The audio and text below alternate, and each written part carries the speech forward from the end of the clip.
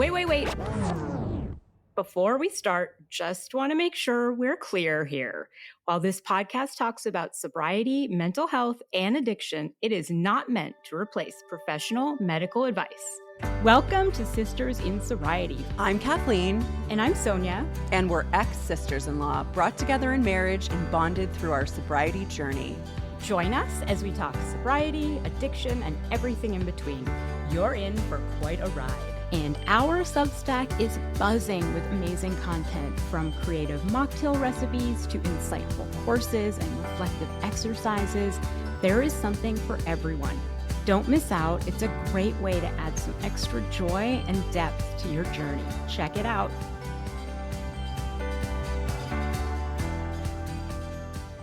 Hi, we're Kathleen and Sonia, and you're listening to Sisters in Sobriety. Today, we're going to continue our conversation with Ali Shapiro. Ali is a health coach, a speaker, and creator of the Truce with Food program. I want to just shift, and Sonia, if it's okay with you, just shift to food and alcohol. So how does alcohol affect blood sugar levels, and how does this impact your cravings? So when, again, and this is kind of this good, bad that we've internalized, is like, it's good not to eat, it's good to override your hunger, it's good to override cravings. But alcohol really puts your blood sugar on this roller coaster ride. And both the peaks and the valleys, they create cortisol surges because your body doesn't like to have too much or too little. Our bodies are operating, I joke, on like the Apple IIe platform. I don't know if you remember Apple IIes. They were like the original apples. That's what we had growing up. We had one of those growing up. But they're basically, they don't understand our bodies. And this is why it's so important for me that people take food out of this moral issue of you're a good person or bad person based on what you eat or what you weigh. And we need to look at biological realities, which don't have any morals. But when we eat too much or too little, and especially with alcohol, and we get these peaks and valleys with our blood sugar, cortisol gets stimulated. And not only does that tend to make us store fat, but it also tends to cause cravings. But it also, I think what's not talked about enough is it desensitizes us to flavor. So we end up needing more and more of the foods to register the same rate of satiety. So it's basically like an addiction to intensity. So if you think about when times in your life you've been really stressed, perhaps, and you go to food, it's not registering the same way as like when you're on vacation and relax. And so I think that's one way that doesn't get talked about a lot in terms of cravings. But I think what ends up happening with alcohol, and what I've learned from my own clients, is it kind of satisfies that craving at first, but then it comes roaring back because of the sleep you don't get, which is a stress on the body. Any stress on your body is going to influence your blood sugar. And then it's also, you wake up exhausted and tired and your blood sugar has tanked. And so you're already starting the day at a deficit. And a lot of people think it's good to skip breakfast or skip meals, and then they just get caffeine and the whole cycle starts again. So, but one of the things that from an emotional belonging standpoint around cravings is a lot of my clients, they feel like, well, I'm not drinking, so I deserve to eat this. And that's a big source of craving that's an emotional craving. It's not physical. Does that register, Sonia? I'm like, Heck yeah. Yeah. I still do that sometimes. It's like, well, I'm not drinking. So it does give me that. Yeah. It kind of gives me permission to make worse choices because like, well, I worked out. I'm not drinking. I slept well. What else do you want from me? I can have ice cream. Yeah. Can I ask you, Ali, how do you know the difference between an emotional craving and a physical craving? Ooh, I love this. Yes, I love this. Sometimes I feel like they're tricky for me. Like, I don't know. Yes. I don't know. Well, and it's hard. You know, this is a whole tangent, but my son is almost 5. And again, every framework has a lot to offer, but also has its drawbacks. And I think of intuitive eating, how it's like, well, if you just listen to your body, you'll know. But my son, if we didn't make him eat, he would rather play all day. And I know you're not supposed to make kids eat and it'll balance out, but like if we didn't have regular meal times for him, everyone kind of makes it seem like, oh, kids know their bodies and all this stuff. I don't know if that's true. And then you have a food system that is trying to hijack their satiety. You know, we were at a rest stop on the Pennsylvania Turnpike, and we went into 7-Eleven to get gas, and he saw the like big Slurpee, like electric blue, electric green. He's like, I want one of those. And I was like, no, I'm not, you're not going in a car seat for 4 hours having a sugar meltdown with me. But I'm saying all of that because I think it's harder than people make it out to be to really learn your body. So I'm just saying, Kathleen, you're not alone is what I'm I agree. I agree with you because I did, Sonia knows, I did intuitive eating. I tried it. I did a whole coaching program for like a year and a half, and I still couldn't figure out what my body needed. Like I still couldn't do it. Like is this emotional? Is this like me stressed out, tired, lonely, and that's why I'm reaching for the sugar? Is it because like my body's just like, hey, my body wants this? Or like, I could never figure it out. I always think this, it probably is pretty unhealthy, but like, if it's something not good for me, I think it's an emotional craving. Like, but this is the thing, you're labeling it not good for you. Yeah. And so that right away triggers me. Oh, it's not good for me. Yeah. No, I'm saying I definitely have that issue where I separate things into good and bad. And yeah, emotional would be my body can only be craving healthy food, right? Physically. The other stuff has to be emotional. I love that example, Sonia, because that your definition of good is influenced by what your parents probably said. Yeah. Right?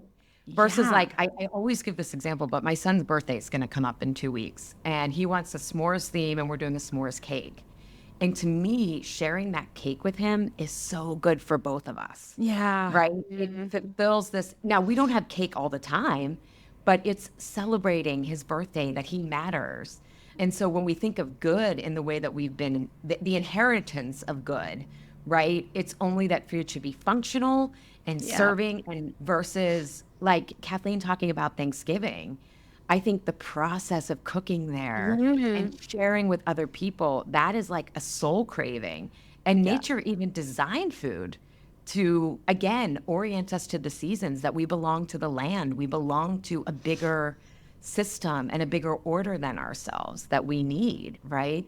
It's why we give food to people when people have babies and die, right? It's like that is the symbolism that we belong, and it's great in those circumstances. It's not good for us when we're eating it alone and it's not making us feel good, right? It's so interesting you just said that, because not to lower the mood, but my father passed away just 3 weeks ago, and I'm good.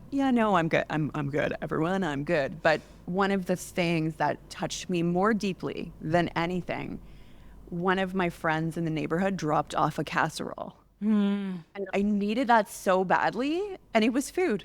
You know, it was food. It was like provided the most comfort, and it was food, but not in a negative way, right? It wasn't. It was just like, oh, belonging. Oh my gosh, this person actually cares for me. They reached out. And they offered you rest. You don't have to cook all night. Are you looking to reset your relationship with alcohol? Look no further than our self-paced 7-day reset program. In just 1 week, you'll gain the tools and support you need to kickstart your journey to a healthier, more balanced lifestyle. Our program includes daily audio, helpful exercises, and guided reflections. And best of all, it's on your time. Head over to sistersinsobriety.substack.com and let's take that first step together towards a better you. Deborah McNamara, who I mentioned earlier, her book Nourished is amazing. I actually had her on my podcast, episode 280, Everyone Insatiable. We talk about how her work intersects with my work. So for adults, because she's a child psychologist, but she talked about how food growing up is ideally coupled with rest. It's supposed to bring us to rest so we can offer up our vulnerable emotions. And so, Sonia, you're like, woo. So fast food, grabbing like a burger as you're driving to work, like eating it or whatever. This is like, no. Obviously we know this, but no, for more reasons than one. Right. And so you can see why we end up with quote unquote emotional eating, because we're working so hard at food that we can't process we're supposed to be at rest and sharing meals with other people at our dinner table. What's the best part of your day? The hardest part of your day? Like offloading, but instead the focus becomes on what's everyone eating and stuff like that. But that's with your neighbor, right? You felt I mattered. And that's supposed to be that. Food is wonderful because how do you convey that to someone at that time? It's like, oh, this is the symbolism of that. And so I want food to still be that for people, but I don't want it to be that for people when they're not actually getting the belonging. So to answer your question, Kathleen, about physical and emotional. Yeah. Sorry, I think it's we're back. I think it's a lot more complicated than most people think. And I think that we can think of it in 3 buckets. There's when you're physically hungry, like when you can feel, and what's challenging about physical hunger and intuitive eating, I think, is they only tend to register hunger in your stomach. Do I feel full? Do I feel satiated? But if your body has sufficient nutrition, you will feel a lack of anxiety. You will feel energized. You will feel satiated. And so you will feel, everyone has these individual quirks. One of my clients was like, oh my God, when she did some of the food experiments I gave her, she's like, my foot used to like tap anxiously and that stopped. And so every body has its own quirks to know that like, oh, you're satiated. So when we only look in our stomach to feel like, am I 80% full? We're not looking for our body's version of satisfied because again, our body needs nutrition to keep the lights on, to give us energy. And what's hard about that is so many of us have normalized exhaustion. We've normalized cravings. We've normalized anxiety. We've normalized just feeling depressed and down. So I think physical hunger is the easiest way for people to start with is like if they start feeling a lack of cravings is probably where I would start for people and they start feeling more energized. And I would go meal to meal. A lot of my clients, running my Why Am I Eating This Now program right now, which just focuses on the emotional. And the conversation came up of people saying, but I do feel better when I'm on Whole30 or for as long as I can stick with it. Yeah. And I'm like, it's not Whole30. It's not the zone. It's these underlying tenets, biological realities of blood sugar. First and foremost, blood sugar, how you eat. So don't even pay attention to Whole30 or the zone, whatever someone's commercially calling this. I can give you the link. It's a free breakfast experiment that I give to people. And I'm like, I want you to try this oatmeal breakfast, or I want you to try eggs with avocado. And there's no moral judgment here, but I want you to pay attention for 1 to 3 hours. And I give a whole sheet of what you should be paying attention to. I mean, it's like 5 things. And it's like, I want you to start paying attention internally, not what you've been told is good or bad to eat, right? Some people still believe eggs are bad, right? But I've been doing this experiment with people for 10 years and it's like, I heard eggs were bad, but they make me feel so good. And I'm like, okay, if you feel good and healthy now, that's the best chance you have of feeling good and hungry later, instead of feeling like deprived and starved and not well. So having people pay attention to these true health metrics that have nothing to do with weight doesn't mean you might not lose weight or gain weight. I mean, who knows? But to actually change, adults need really quick feedback and quick wins. And so you want to say like, oh, did I feel much more creative in the morning? Like these are the questions that you want to start to ask meal to meal. And you'll realize there's no one diet. It's just your blood sugar balance. So I think people starting to learn to balance their blood sugar it's easy. People start to realize about 50% of their emotional eating was deregulated blood sugar. So oh a lot gosh. of this is Really? yes. What? Yes. No. A lot of this is about clearing up stuff so that you can hear yourself emotionally. So I can send you the link to that breakfast experiment. Send the link for sure. Yeah. We'll put it on. Kathleen hates this, but it brings up an interesting thing. What do you think of semaglutide? Yeah. So I am always like agnostic about interventions because I think you have to look at like, things. So some of my clients are on them. And some are not. And I think they're being used incorrectly. So the dose determines the poison, right? Anyone who is on any medication often knows that the dosing, like, my dad has a very serious diagnosis, and his medication is like always trying to find the right medication dose, right? And so I think with these peptides, I think of them as peptides because they are basically manufacturing satiety, hormones that the body manufactures. I think when people are using them in conjunction with basically strength training, a whole foods diet, and actually low dosing them, because the way that the suggested dosage was just to get the FDA to approve them, and the FDA just needed to see results. So it wasn't very scientific. So I think it gives people a leg up. I think sometimes it can help people. I have some clients who they were doing all the things, but because of age, because of trauma, because of stress, their insulin sensitivity was just off. And this is a more delicate conversation of that health. That is why I want us to take weight out of a moral issue. I just don't think what you weigh says anything about you. And I think it's wonderful that we've had the health at every size movement to start to bring up some of this stuff. But there, as you age, as there is a certain tipping point where if you continue to gain weight, there's a metabolic storm that can happen. But it's not a moral issue. It's a biological reality. So I think some of these peptides can help people feel satiated again, feel like they have a chance at this. Because again, the way that I view it is our built environment is set up to make people sick.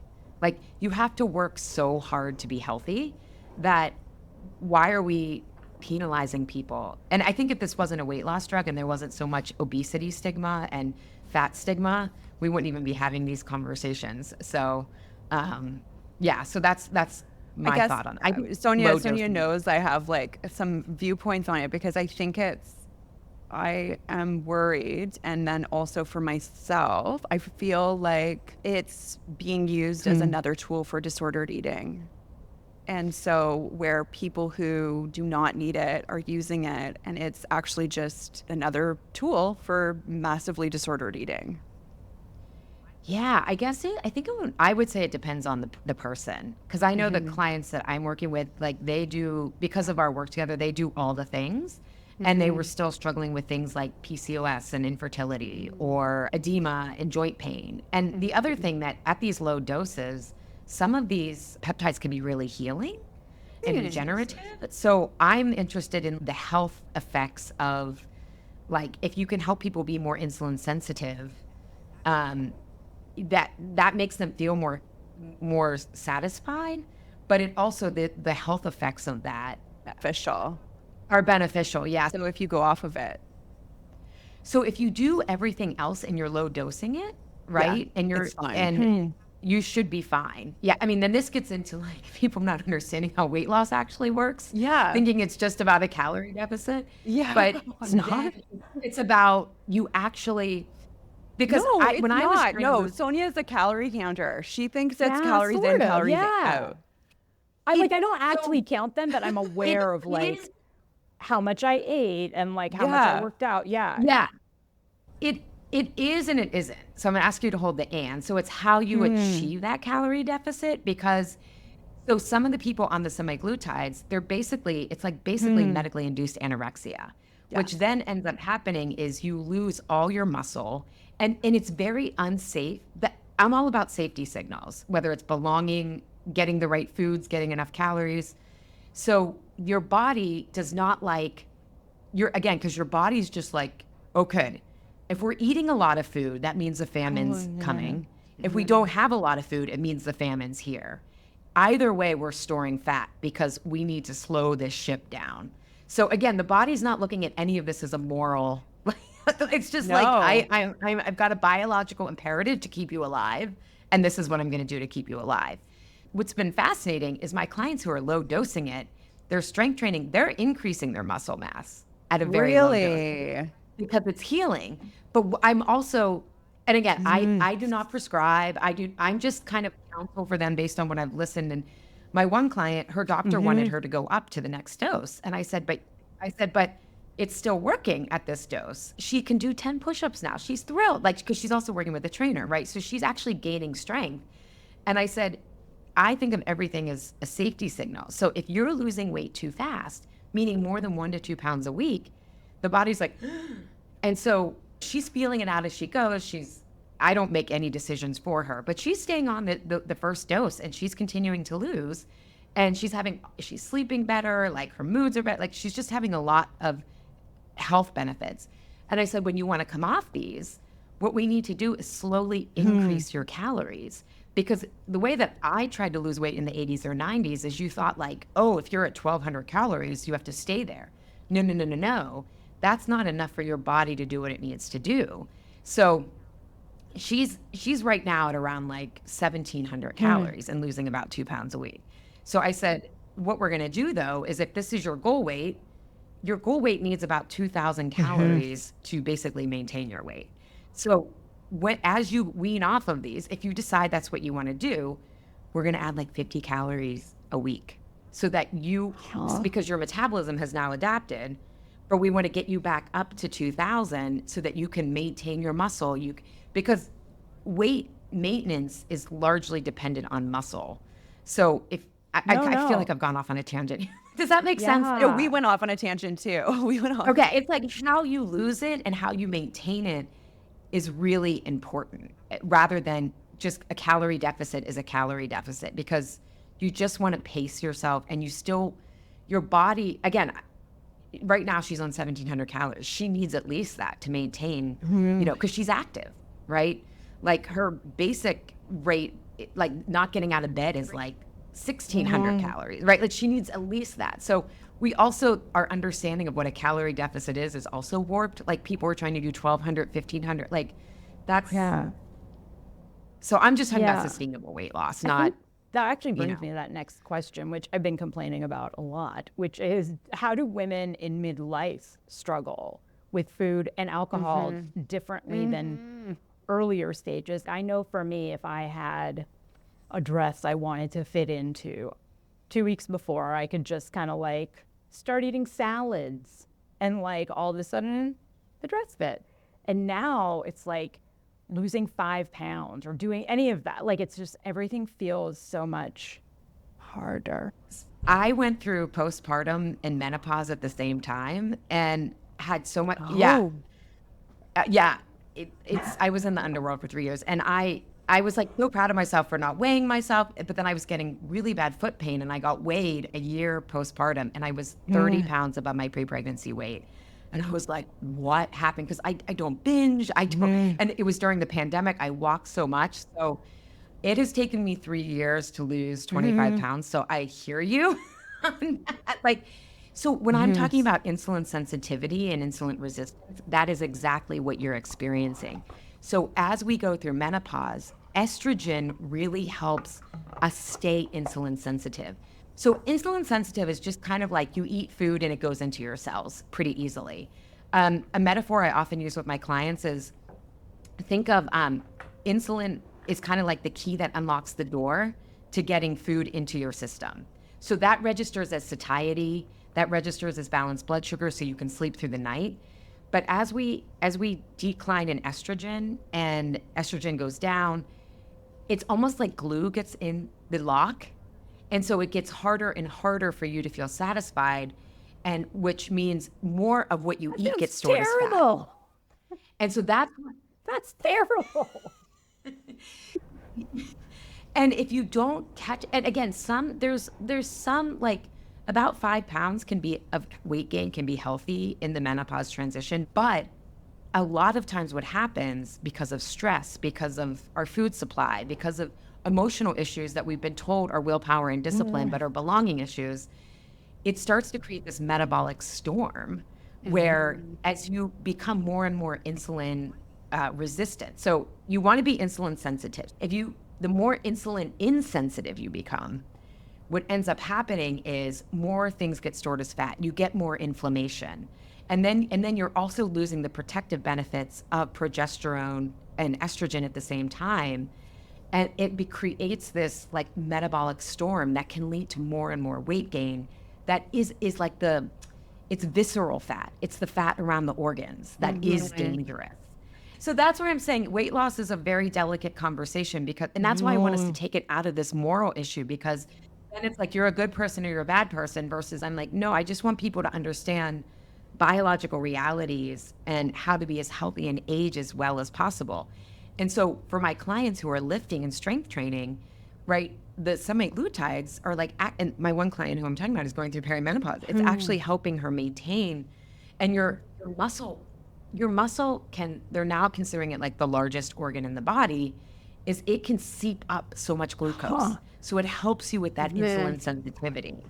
So I think that these peptides, again, low dosed, and again, I can't dose, I'm not giving people dose. No. Like this is, talk to your practitioners, like, but it's something to talk to them about. And I know a lot of doctors, because we follow some Reddit threads on the topic of food noise, because that's, for marketing purposes. And a lot of people in the Reddit threads are working with doctors who will keep them on lower doses and stuff. So I think it can be a tool, but I think they only work the best if you have all the other foundational stuff that is simple but not easy. Right. So it's like you're saying basically they can work for you. They can be a healthy addition to other things. But they're like a supplement. They're not the answer. Right. They're not the answer. Exactly. They're not. I say this all the time with ADHD, because I have ADHD and I work with a lot of people who have ADHD, that medication is one tool in the toolbox, but you need all the other tools, or else like it's not going to fully work. There's going to be something else is going to happen, or you're not going to, like, so it's the same thing. It's one tool in the toolbox. Yeah. Weight loss. And it's funny that you bring up ADHD. I have a client who has she's trying to get pregnant and fertility stuff. And so she's been using these peptides, very low dose. She finds her ADHD is better on them. And she's not shopping as impulsively because she had worked through her food stuff. Yeah, that's what I'm saying. On a low dose, there's a lot of research that these are beyond, because of the healing effects on the body. So that, again, I think peptides, the longevity community has been using these for decades, right? But no one's been judging them because they're for biohacking and for productivity of increasing your lifespan. So there's a lot of research around the health benefits of these that I'm like fascinated. Like the first generation of these peptides was called liraglutide, and a big research paper came out that helps Parkinson's. It can be shown to support Parkinson's, and it's regenerating something in the brain. And one of these things these peptides have taught us is we don't really understand hunger, because it's signaling something in the brain, right? I have one client, so many of her inflammatory issues went away, like literally overnight, of taking this, one of the I forget which one she's taking, because she's a former client, but she's like, her asthma, her allergies. And this is, again, like chicken or egg. Like, what I realized, I had pesticide exposure when I was like 5 or 6 years old. I had rash for 2 weeks, but that's when I started gaining weight. Like when I look back at like what caused me to gain weight, it was the inflammatory reaction to pesticides. So, but I thought it was a calorie issue. So I went to Weight Watchers, right? But really it was, I have, and then 18 months later, I'm diagnosed with an immune cancer for having an overactive immune system. And it's like, oh my God, I thought I had a calorie problem where I had an inflammation problem. Right. Probably way back then. And if that would have been caught, would I have had cancer? I don't know. I mean, that's, who knows? So it's teasing out health and weight is something I've had to do the past 30 years, I guess. And it's a lot more complicated. But I feel like we can't even have the conversation when we're still thinking people are good or bad based on I agree. What they eat or what they read. What, Kathleen? No, I was echoing that. Like, we have to get past this good or bad. Like, we do. That's irrelevant to me. Like, I just, and I think too, as practitioners, like I have really worked through body image food stuff. So I don't judge anyone. I don't judge myself anymore. Even when I got on the scale then, I mean, I cried because I'm human, but it was just the bigger thing of like, I hadn't slept in 2 years. I had foot pain. Like, I was like, what is going on? My life is like blowing up. But I called the adult version of belonging. Like, I had my own back. Like, I didn't make any drastic decisions. I lost weight in a way that prioritized my health. And so but I'm glad that I knew how to do that, because I got off a metabolic train that would have been really hard to reverse if I didn't take care of that. But I didn't look at it as like about my worth. Like kept up doing my life. I wasn't like, oh, I'm 30 pounds heavier, I can't do this or that. Like, I just kept living my life because I just don't see it as a value What's more. so important is I'm trying to work on teasing out the difference between health and weight. And I really want to be able to do 10 push-ups. Like, that's really important to me. Or you're aging too, like to really be like, Yeah, that's been like a goal. But for me, yeah, it is a combination, right? Like if I don't know, if you think, okay, if I'm X number of pounds overweight or whatever, it's going to be harder to do the push-ups, right? well, it depends on what kind of weight you're gaining. If it's yeah, muscle, yeah, it's yeah, going to yeah, be easier. for sure. This is fascinating. It's a lot more Fascinating. nuanced and complicated than no one likes to hear it depends. It's easier to just be like, like get sure. enraged on social media. But I do think, Kathleen, like you talking about, like, I don't want to be around people dieting and all that stuff. I think we have to go through a phase of that where we need a break from that. You know what I mean? Like before I gave up dieting as I knew it 20 something years ago. And then I've done the deep emotional healing. So for me, I mean, I think dieting too rests on fit at any cost and you're worthy if you're sick. Versus my approach is, what if weight loss can actually strengthen your relationship to yourself? It's going to be slow, but it's going to be sustainable. It may not be as much weight as you want to lose, but if we really focus on this view of safety and giving yourself the nutrition you need, the rest you need, and then doing the deep emotional work around actually getting your belonging needs satiated. And then food, you don't have to white knuckle food. You don't need keep your food in the house, keep it out of the house. It doesn't matter because it's not about the food. It just becomes food. And you learn to welcome back those awkward, silenced, lonely parts of yourself. And you probably wouldn't have done this work unless it was attached to health and weight in food. Because For sure. food is something that we do 3 times a day. So it really preoccupies That's us. amazing. Ali, So I want to work with you, and I think other people are going to want to work with you. So how do people find you, and how do people work with you? yeah, so my favorite way for people to work with me is in my Truce with Food group. It opens in January. And it is 6 months of learning what foods work best for you, not by me telling you and being some guru, but me giving you really clear experiments so that you come to these conclusions yourself. You want to make the healthy choice instead of trying to be perfect on my plan. I don't have a plan. I just have steps. And then we work on the belonging piece. What is the story that causes you to fall off track and kick up your food noise and your food choices? And we go through that to go from this, adolescent form of belonging to what we call the self-authoring of your story form of belonging. So that starts in January. People can go to alishapiro.com and they can sign up for my newsletter and they'll get all the information. And then I have my podcast, Insatiable, which I always recommend people listening to that because you'll know if is this for me or not? And then it's a shorter program that's running right now, which is called Why Am I Eating This Now, which runs in the fall. But by the time, so people aren't quite ready for Truce with Food. Why Am I Eating This Now just focuses on the emotional piece, which can be really helpful. And if people take Why Am I Eating This Now, I do credit what they pay towards Truce with Food. So, yeah, because this work takes a little bit of time. So it's a slow going process. And then also, if people do want to get started right away with that, after that free breakfast experiment, they could also, I have a Freedom from Cravings self-study program that's $67 that gives you experiments and really easy recipes. I don't like to cook, so these are not complicated.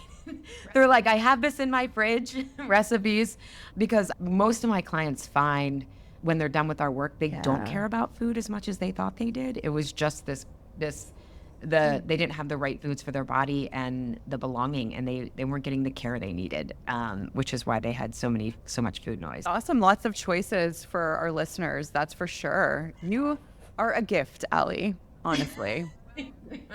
You are a gift. And we would love to have you back and go over like some of the principles of Truce with Food and that approach and talk a little bit more about like gut health, and that would be amazing. I would love to come back anytime.